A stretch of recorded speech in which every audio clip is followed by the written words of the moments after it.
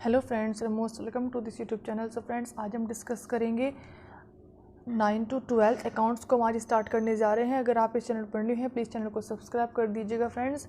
तो हम कोशिश करेंगे कि 9 to 12 तक की आपको जो है सारी वीडियोस जो हैं आपको अच्छे से मिल जाए। अकाउंट्स हम पूरा यहाँ पे कवर अप करने की कोशिश करेंगे, बेसिक से लेकर हम जो है एडवांस तक हम सभी अकाउंटिंग्स को यहाँ पर करेंगे। ठीक है, तो आज हमने स्टार्ट किया है सबसे स्टार्टिंग में बेसिक डेफिनेशंस ऑफ अकाउंट्स। अगर आप अकाउंट्स को पहली बार पढ़ रहे हैं तो ये डेफिनेशंस आपके लिए काफ़ी हेल्पफुल रहने वाली। तो ठीक है, तो चलिए स्टार्ट करते हैं आज की वीडियो को।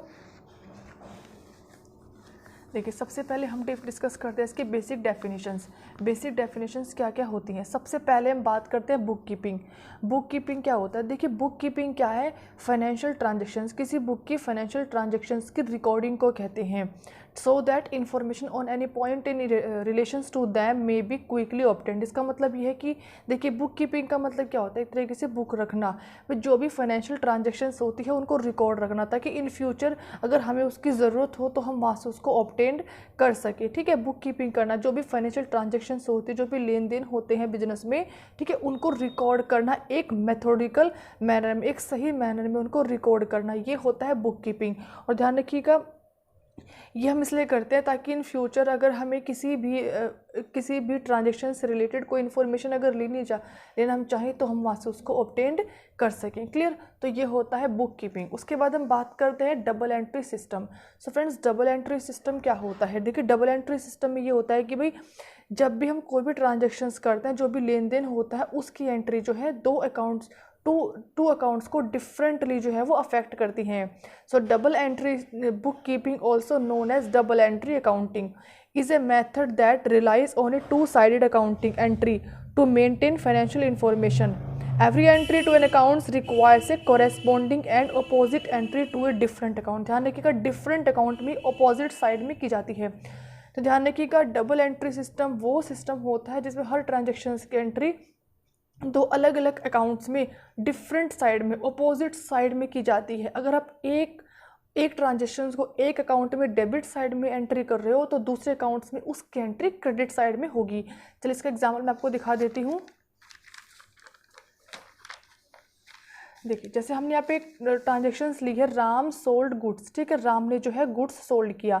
अब यहाँ पे देखिए क्या हो रहा है कि अब इसकी जर्नल एंट्री क्या बनेगी। सबसे पहले जर्नल एंट्री, देखिए यहाँ पे बेसिक डेफिनेशन समझ रहे हैं, आगे मैं आपको ये बताऊंगी कि जर्नल एंट्री कैसे की जाती है। तो यहाँ पे जो है इसकी जर्नल एंट्री क्या बनेगी? Cash account debit to sales account. देखिए यहाँ पे दो अकाउंट इफेक्ट हो रहे हैं। राम ने माल बेचा, अब राम ने जब गुड्स सोल्ड किया तो क्या हुआ? उसके पास कैश आया, ठीक है, और उसके पास से गुड्स गया। तो यहाँ पे दो अकाउंट जो है वो इफेक्ट हो रहे हैं, कैश का और एक गुड्स का, जिसको हम सेल्स यहाँ पे डिनोट करेंगे।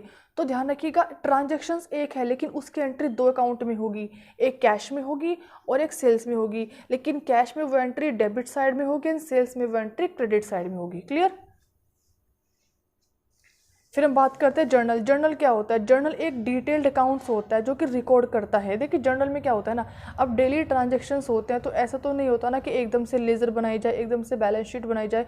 तो सबसे पहले हम क्या करते हैं, जैसे रफ सम समझ लेते हैं ना, तो हम उसकी जर्नल में एंट्री कर देते हैं। एक बुक्स होती है जिसमें हम डेली ट्रांजेक्शन्स करते जाते हैं। A journal is a detailed account that records all financial transactions of a business to be used for the future reconciling of accounts। ठीक है, फ्यूचर में अगर हमें कुछ भी इन्फॉर्मेशन चाहिए तो वहाँ से ले सके। तो जो डेली की ट्रांजेक्शन्स होती है, हम वो डेली की जो है, इसको हम हिंदी में बोलते हैं रोजनामचा, मतलब जिसको डेली में जिसमें ट्रांजेक्शन्स लिखी जाती हैं। अ जर्नल और बुक ऑफ ओरिजिनल एंट्री, ध्यान रखिएगा, इसी में ही ओरिजिनल एंट्री होती है, इसी से ही आगे जाके अकाउंट्स प्रिपेयर होते हैं। Is the place where journal entries are recorded before they are posted to the ledger account. So journal और बुक ही होती है जो ओरिजिनल एंट्री होती है।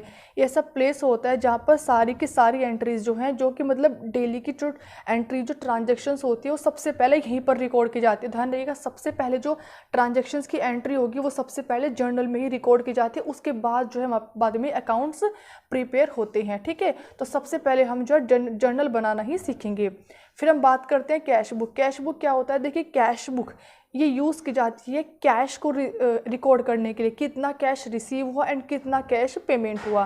ध्यान रखिएगा, cash book is used for recording the receipt and payments. ठीक है, फिर हम बात करते हैं लेजर की। लेजर को मैं हिंदी में बोलूँ तो उसका हिंदी मीनिंग होता है खाता बही, जिसमें सारे एक तरीके से इसमें जितने भी अकाउंट्स बनते हैं ना, वो सारे इसी के अंदर आते हैं भाई। एक तरीके से हम कहें कि अकाउंट्स के बुक हम बोलते हैं लेजर।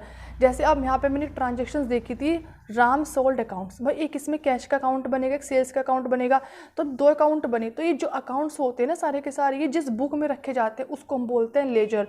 तो लेजर एक बुक होती है जिसमें एक स्पेसिफिक टर्म से रिलेटेड है, स्पेसिफिक जैसे एक्सपेंसेस हो गया या इनकम हो गया, उससे रिलेटेड जो भी अकाउंट्स बनते हैं वो सारे के सारे अकाउंट्स जो होते हैं ना, वो उनके बुक्स को लेजर बोलते हैं। The ledger is the chief of accounts, accounts का चीफ होता है। And it is in this book that all the business transactions would ultimately find their place. इसमें क्या होता है ना भाई, अगर आपको जैसे मोहन का अकाउंट चाहिए, आपको मोहन के बारे में डिटेल लेनी है, तो आप जाओगे सीधा लेजर में, वहाँ पे मोहन का अकाउंट देखोगे और उससे रिलेटेड सारी ट्रांजेक्शन आपको उसी के अकाउंट में मिल जाएगी।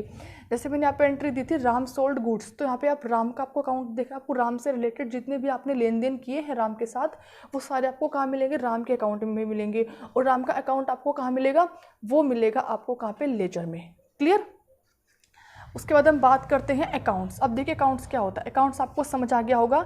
अकाउंट्स होता है कि भाई किसी भी एक समराइज फॉर्म में होता है, भाई किसी स्पेसिफिक ट्रांजेक्शन से रिलेटेड आपको जो इन्फॉर्मेशन चाहिए होती है, वो एक उसके लिए एक अकाउंट बनता है। जैसे हमने राम का अकाउंट बना दिया, तो उस राम से रिलेटेड जितने भी आपने उसका लेन देन किया है वो सब आपको वहीं पर मिल जाएंगे।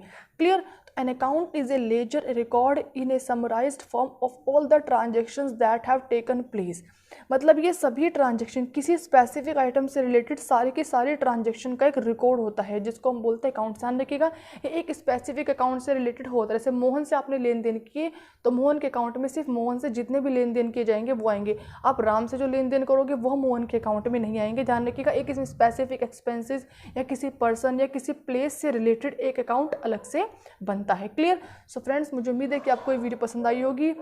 अगर आप बिल्कुल स्टार्टिंग से अकाउंट्स पढ़ रहे हैं तो वीडियो आपके लिए काफ़ी हेल्पफुल है। अच्छा लगे तो लाइक शेयर ज़रूर कीजिएगा। Okay friends, so thank you, thanks for watching, have a nice day.